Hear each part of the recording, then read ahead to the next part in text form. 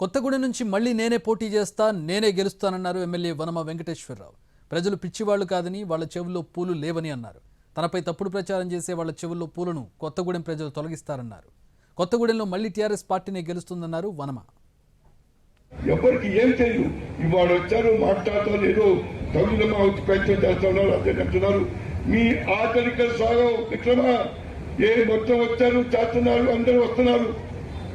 ఒకటే నెట్టిస్తారు, ఎవరో వస్తారో ఆశిస్తున్నారు. ఖచ్చితంగా తప్పకుండా కొత్తగూడెం నియోజకవర్గ తరఫున మళ్ళీ నేనే పోటీ చేస్తాను, మళ్ళీ ఇతను సాధించడం దగ్గర చేస్తా ఉన్నాను. కొత్తగా ఫోటోలు పెడతా ఉన్నాను, కొత్తగా కార్యక్రమం చేస్తా ఉన్నారు. ఎప్పుడు పిలుపులు వస్తున్నాయి కదా, ఎక్కడికి వచ్చాయి బిడ్డలు, ఇక్కడికి వచ్చాయి అంటే మా చెవులో పూలు పెట్టుకున్నారు. ఆ కొత్తగూడ పోలో మిమ్మల్ని మాటని అన్ని గ్రహిస్తా ఉన్నారు, ఆలోచన చేస్తా ఉన్నారు. అన్ని మీ కథలు మీ చేస్తాను తెలుసు.